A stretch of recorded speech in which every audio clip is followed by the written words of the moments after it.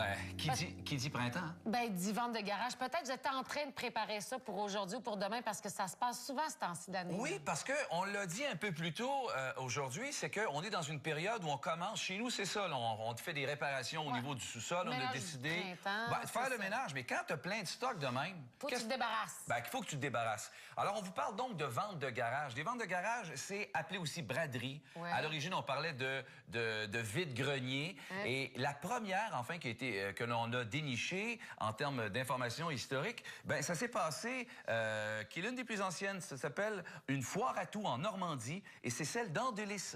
Alors, qui, depuis 1965, c'est le premier week-end de septembre, on s'occupe finalement de tout sortir ce qu'on a. Et c'est tout le village qui est mis à profit. Ils font ça à l'automne, eux autres. Oui, à l'origine, début de l'automne. Et à l'origine, c'était une foire agricole. Et quand on dit, parce qu'on pense en France, on appelle ça un vide-grenier, parce que, bon, évidemment, on amène tous les vendeurs à sortir leurs biens de leur grenier, parce que c'est comme ça qu'on avait l'appellation au départ.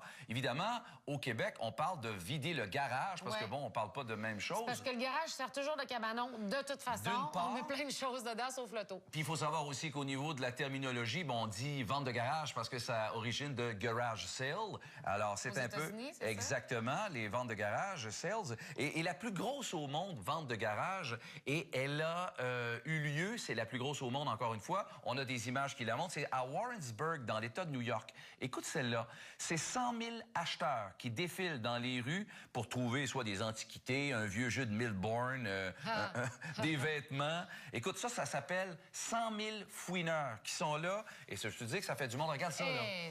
Ça, c'est drôle. Ça me fait penser au festival de Saint-Tite quand t'as les autos partout, là. C'est vrai. Ben là, c'est une vente de garage qui se passe là. Mais tu peux faire plein de découvertes aussi, là. Ah oui, exactement. Non, mais c'est vrai. C'est sûr que tu peux trouver plein de choses. Au Québec, tiens, je vais te parler d'un site qui vient qui est assez nouveau. Ça s'appelle taventedegarage.com. Et ça, là-dessus, tu vois, à gauche, là, il y a une colonne. Chaque région, on a répertorié dans toutes les ventes de garage qu'on a là, dans les prochains mois. Donc, si moi, je décide d'en faire une, je peux inscrire ma vente de garage sur ce site-là? Tout à fait. Tu t'en vas sur ce site-là. C'est gratuit? Taventedegarage.com, oui. Tu inscris l'endroit où tu vas. Et évidemment, si vous allez dans un secteur au Québec, ben motadine, c'est le fun. Si tu as le goût vraiment de faire de trouver des choses. Ou encore, peut-être de vendre. J'imagine que le troc se fait aussi dans un endroit comme ça. Parce que souvent, ce qu'on fait pour l'annoncer, on se fait des petites pancartes maison, puis on va au coin des rues passantes, proche de la maison, puis on s'annonce. Là, on vient vraiment de sauver du temps. Et ce que j'ai trouvé drôle sur ce site-là, c'est qu'on peut également se procurer un T-shirt que tu fais faire, puis là, tu as ta vente de garage, tu l'inscris sur ton T-shirt et avec l'adresse